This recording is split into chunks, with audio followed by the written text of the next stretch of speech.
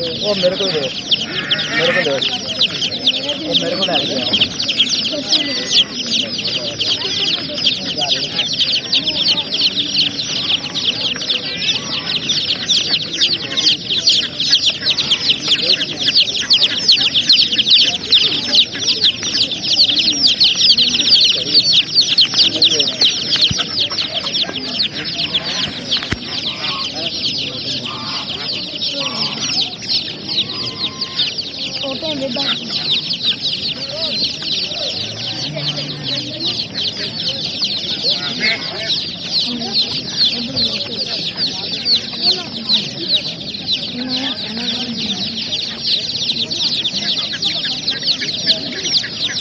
गरम जगह